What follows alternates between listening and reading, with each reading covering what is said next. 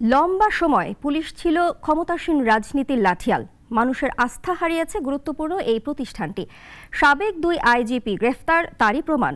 এসব বিষয়ে কথা বলতে আমাদের সঙ্গে আছেন বিশেষ প্রতিনিধি সাইফুল শাহীন। এছাড়াও যুক্ত হচ্ছেন মানবাধিকার কর্মী খুশি কবির ও সাবেক আইজিপি মোহাম্মদ নুরুল হুদা। আপনাদের তিনজনকে অসংখ্য ধন্যবাদ আমাদের সাথে যুক্ত হবার জন্য। শাহীন, আপনার কাছে শুরুতেই আমার জানতে চাওয়ার বিষয় হচ্ছে যে পুলিশ কি জনগণের আস্থা পুনরুদ্ধার করতে পারবে? আপনি কি মনে করেন? পূজা, এটি আসলে খুব গুরুত্বপূর্ণ একটি বিষয় এই মুহূর্তে, বিশেষ করে বাংলাদেশের এই পরিস্থিতিতে। পুলিশের উপরে যে হামলাগুলো হলো কেন? পুলিশ তো আসলে আইন সহায়তা দেওয়ার জন্য। সাধারণ মানুষ একটি জিডি করতে হয় পুলিশের কাছে গিয়ে, পুলিশ ক্লিয়ারেন্স লাগে। বিশেষ করে আপনি জানেন যে 999 একটা 999 সার্ভিস, এটি কিন্তু বেশ ভালো ছিল, মানুষ বেশ এটিকে স্বাগত জানিয়েছে। কিন্তু কখন সেই পুলিশ আস্থা হারালো? যখন দেখলো যে পুলিশের মধ্যে দুর্নীতি এমনভাবে জড়িয়ে পড়লো, পুলিশ যখন রাষ্ট্রকে বাঁচাতে বা সরকারের লেজুর ভিত্তিক হয়ে রাজনীতিতে নিজেদেরকে জড়িয়ে, তখন যে অবস্থা তারা তৈরি করলো, মানুষকে যেভাবে তারা নির্যাতন শুরু করলো, বিচারের বাইরে মানে কোনো বিচারহীনতা যেটি তৈরি করলো, এই কারণে কিন্তু সাধারণ মানুষ কিন্তু পুলিশের প্রতি আস্থা ধীরে ধীরে যে পুলিশদেরকে যেভাবে জনগণ মেরেছে, থানাগুলো যেভাবে পুড়িয়ে ফেলা হয়েছে, আপনি নিশ্চয়ই দেখেছেন যে ঢাকার থানাগুলো, ঢাকার বাইরের থানাগুলো। যদিও এখন তারা কিছুটা ফিরে আসতে চাচ্ছে, অনেকগুলো থানাতেই সংস্কারের কাজ চলছে, তারা নতুন করে এসেছে।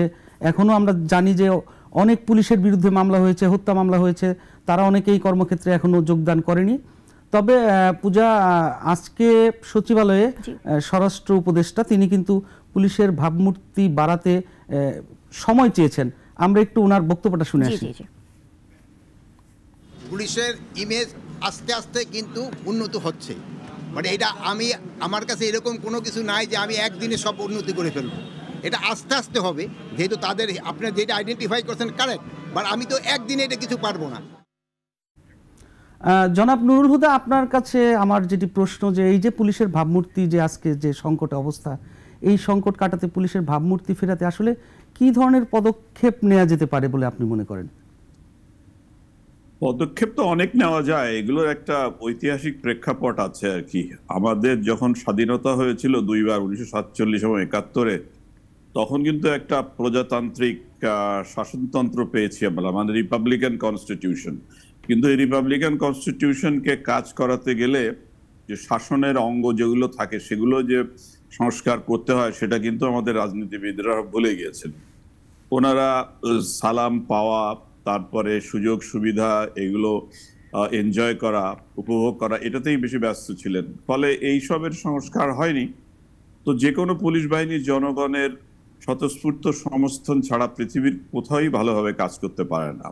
এখন যদি বর্তমান পুলিশকে বা নিকট অতীতে পুলিশকে জমিদারের লাঠিয়াল বাহিনীর মতো ব্যবহার করা হয়ে থাকে, যে অভিযোগ অনেকে করছেন, তাহলে বুঝতে হবে যে তাকে নিয়ন্ত্রণ করে কে। তাকে যিনি রাজনৈতিকভাবে নিয়ন্ত্রণ করেন, অর্থাৎ রাজনৈতিক নির্বাহী, সোজা কথায় স্বরাষ্ট্র মন্ত্রণালয় বা সংসদ সদস্য বা প্রধানমন্ত্রী, তো তারা কি তাদের মনোবৃত্তি চেঞ্জ হয়েছে? তারা কি এই উপনিবেশিক বা সামন্ততান্ত্রিক মনোভাব থেকে নিজেদের বিচ্ছিন্ন করতে পেরেছেন কিনা, সেটা বড় প্রশ্ন।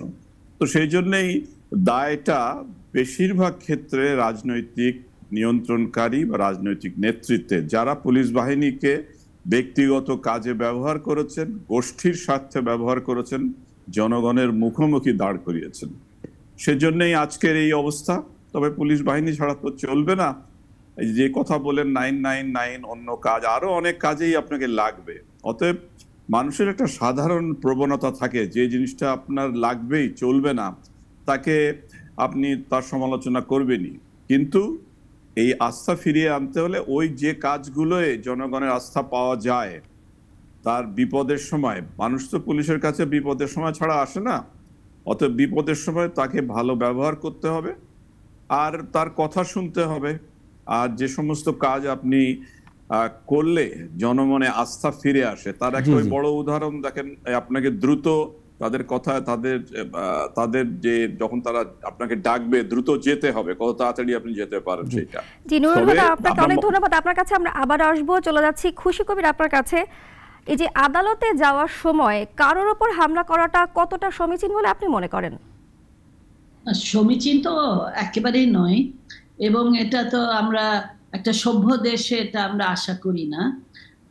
একটা অভ্যুত্থান হয়েছে, সেখানে যে শাসক গোষ্ঠী ছিল আওয়ামী লীগ সরকার, তাদের 15 বছরের বেশি টিকে থাকা এবং তাদের টিকে থাকার মধ্যে দিয়ে অনেকগুলো অনিয়ম করেছে, যেটা প্রথমেই আলোচনা হয়েছে যে দুর্নীতি, মানে পুলিশ এবং অন্য প্রশাসনের, মানে পুলিশের সবচেয়ে ঊর্ধ্বতন কর্মকর্তার দুর্নীতির কাহিনীগুলো চলে আসছে, পুলিশকে যেভাবে ব্যবহার করা হয়েছে।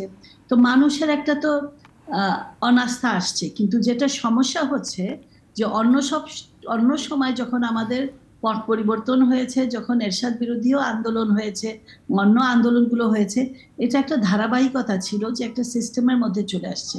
এখানে একটা গ্যাপ ছিল। 5ই অগস্ট থেকে 8ই অগস্টের রাত পর্যন্ত মনে হচ্ছিল কোনো সরকার বা কেউ দায়িত্বে নাই, এবং এই মানসিকতাটা এমন চলে আসছে, যেহেতু যে হারে গুলি করা হয়েছে, হত্যা করা হয়েছে ছাত্রদেরকে তো বটেই, এবং যারা ওই আন্দোলনে ছিল বা ইভেন বাইরে উপরে থেকে যেটা দেখা গেছে যে বারান্দায় তারা বাচ্চা আছে, সেখানে নারী আছে, সে গুলি বিদ্ধ হয়েছে। তো এই যে আর রাতে এসে ঘর থেকে ট্রেনে নিয়ে যাওয়া, এই সব ঘটনা যেগুলো ঘটছিল, সেখানে তো পুলিশের উপর আস্থা তো একদম কমে গেছে।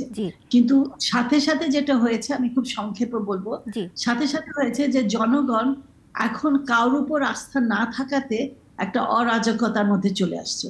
এখন কোর্টের মধ্যে পুলিশের নিয়ন্ত্রণে একজনকে নিয়ে আসা হয়, আসামি হোক বা যাকে আসামি করে নিয়ে আসা হয়েছে, তাকে ধরে নিয়ে আসা হচ্ছে। তাকে যে মারধর করতে পারবে, লাথি দিতে পারবে, তার উপর এই অশোভন আচরণ, মানে শারীরিক নির্যাতন বা যেগুলো করতে পারে কোর্ট প্রেমিসের মধ্যে, এটা তো কোনো সভ্য দেশে এটা কাম্য না। এটা ঘটেছে, তার মানে এটা বোঝা যাচ্ছে যে এখনো পুরোপুরি নিয়ন্ত্রণ আনতে পারেনি। আমরা আশা করি, আমরা সবসময় আশা করব যে নিয়ন্ত্রণ দ্রুত আসে, কিন্তু এটা না আসা পর্যন্ত এটা একটা অশুভ একটা অবস্থা। আপনার কাছে আমরা আবার আসবো, চলে যাচ্ছি নুরুল হুদা স্যারের কাছে। তিনি আমাকে জানাবেন যে বর্তমান পরিস্থিতিতে পুলিশ বাহিনীতে কি ধরনের সংস্কার প্রয়োজন বলে আপনি মনে করেন? এটা তো বিরাট একটা সাবজেক্ট, এটা অল্প কথা জবাব দেওয়া মুশকিল।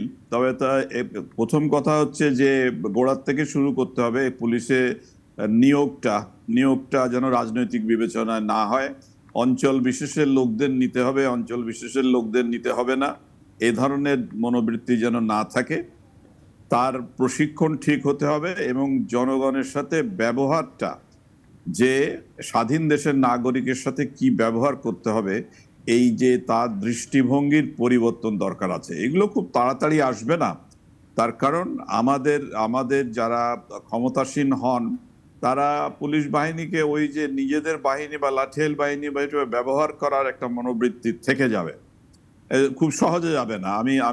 আমি পেসিমিস্ট না, আমি হতাশাবাদী না, কিন্তু এটা সময়ের ব্যাপার। আমি যে বললাম 1947 সালেই তো অনেক সংস্কার হওয়া দরকার ছিল। আপনি একদিকে কনস্টিটিউশনে খুব সুন্দর সুন্দর কথাবার্তা বললেন, কিন্তু সেটার প্রতিফলন নাই কিন্তু বিভিন্ন অঙ্গে।